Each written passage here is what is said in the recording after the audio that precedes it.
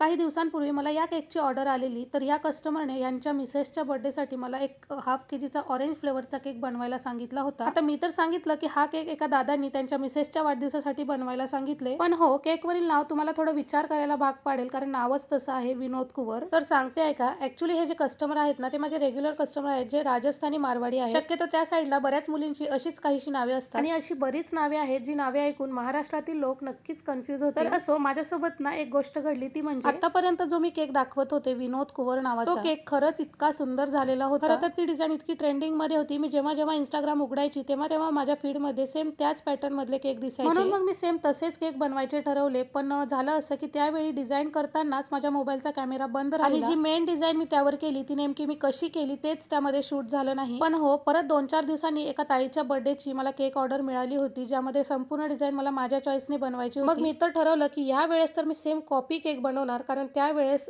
Bad लक होतं की camera बंद राहिला आणि ते सर्व शूट झालं नव्हतं. तर ही डिझाईन अगदी सोपी आहे बरं का, जी इतकी ट्रेंडिंगला चालू आहे. तुम्ही सुद्धा नक्की ट्राय करा. मला तरी पर्सनली ही डिझाईन खूप आवडली होती. आणि महत्त्वाचं म्हणजे या केकला फक्त आपल्याला टॉप फिनिशिंग द्यायची आहे, साईड फिनिशिंग अजिबात करायची गरज नाही, कारण केकच्या साईड्सला आपल्याला संपूर्ण नोझलने कव्हर करायचे आहे. त्यामुळे ना तुम्ही फिनिशिंग करा अथवा न करा, ती दिसणारच नाही. त्यानंतर केकच्या टॉप वरती जी आपण फ्लावर बॉर्डर काढली आहे ना, त्यासाठी तुम्हाला अगदी लहानात लहान नोझलचा वापर करायचा आहे, जेणेकरून ती बॉर्डर ना त्या केकला सूट झाली पाहिजे. तुम्ही मोठं नोझल यूज केला तर रोजेट्स मोठे येतील आणि ते जरा जास्तच ओव्हर वाटेल. आणखीन एक महत्त्वाची गोष्ट म्हणजे या बॉर्डर साठी तुम्हाला नेहमी 2 शेड घ्यायचे आहेत, एक लाईट आणि एक डार्क, तेव्हाच या केकचा लुक खूप छान येईल. चला तर आपला इथे सुंदर असा केक रेडी आहे. फरक फक्त एवढाच आहे की आधीच्या केक मध्ये मी पिंक कलरची क्रीम घेतली आणि या केक मध्ये रेड कलरची. तर हा होता आपल्या केकचा फायनल लुक. चला तर दोन्ही केक कॉपी केक वाटतायत की नाही नक्की कॉमेंट करून सांगा. व्हिडिओ आवडला तर लाईक आणि चॅनलला सबस्क्राईब करा. भेटूया नेक्स्ट व्हिडिओत. Bye bye.